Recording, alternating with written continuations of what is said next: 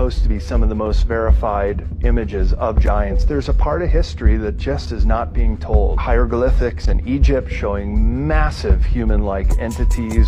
There's a giant footprint in granite in South Africa. It's about as tall as you are, 6 foot tall, a footprint. Look at this. There's the big toe and the other 4 toes down to the small toe, down to the heel. What's fascinating about this is this piece sticking out here. It's like when you put your foot in mud and you pull it out, your toes will lift up a little mud.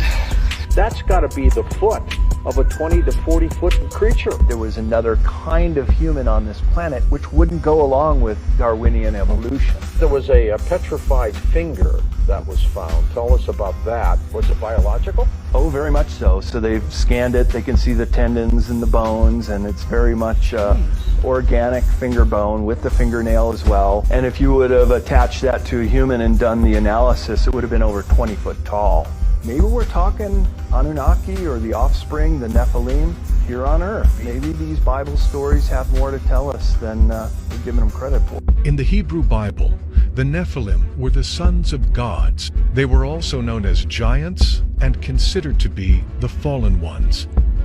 Michael Mott's research suggests that they might have retreated underground. Of the tribe that said that they were guarding the entrance to the inner earth. They said it would take maybe a couple of weeks to finally get down far enough where they would meet the inhabitants, and they were just these gigantic people, anywhere between 10 and 11.5 feet tall.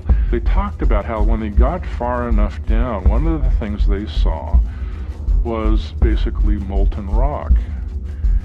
And that's exactly what modern science tells us you should find underneath the earth. And how would a primitive people know that?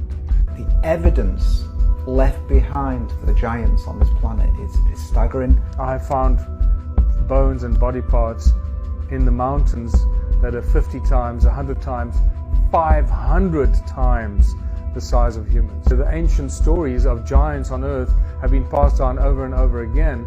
There's definitely an agenda to hide the origins of humanity, to hide the true history of our species, the true history of the planet, of what happened here. Our entire history has been rewritten and hidden from us for so long. Giants have been found. So there's over 1,500 newspaper articles from the early 1900s, late 1800s of non-stop discoveries of giant bones. There are over 100 large human-looking mysterious footprints preserved in stone for thousands of years all over the world. What are these giants and what happened to them? Giants were very much real, and they were around not too long ago. But these versions were the smallest of the giant, where it seems like after the last reset, either directly or indirectly, they were slowly phased out. These were not individuals, though, that suffered from giganticism. You see no disfigurements, no deformations, just giant people living side by side with us little people. Once they were phased out to nothing more than a genetic abnormality, then the removal of them from history began, where we are told today that the thousands of years of shared history with them, all the depictions of them, all the pictures of them, are nothing more than just fables. Fables that were depicted the same in every country for thousands of years. The parasites had to remove them, though. To get us to deny our Creator, they had to install all these theories like evolution, and giants would certainly go against that poorly constructed theory. It is up to you to see through the lies, though. I am here to present a different side of the narrative. It is up to you to choose to unlearn all that you have learned, because history is nothing more than a set of lies agreed upon. Question everything, friends. Until next time.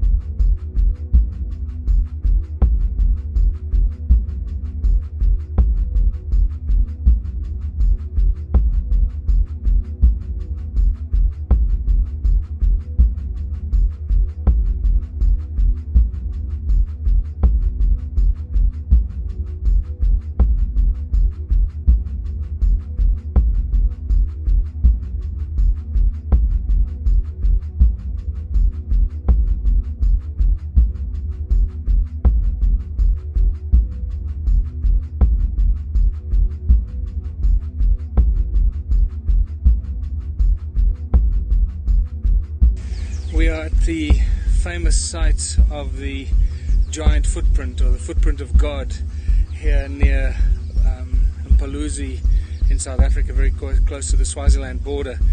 Now this is one of the greatest examples of an ancient footprint, a giant footprint about 4 feet high in rough granite. It's between 200 million and 3 billion years old. That's what geologists will tell you.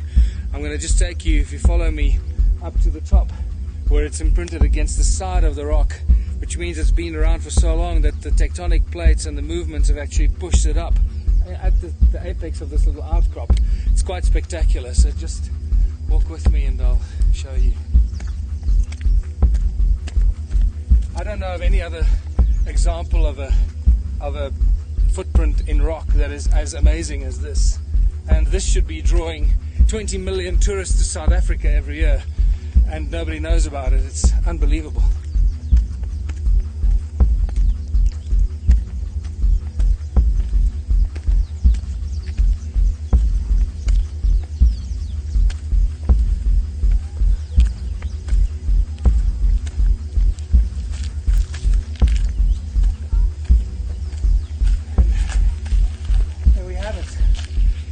Let's get closer.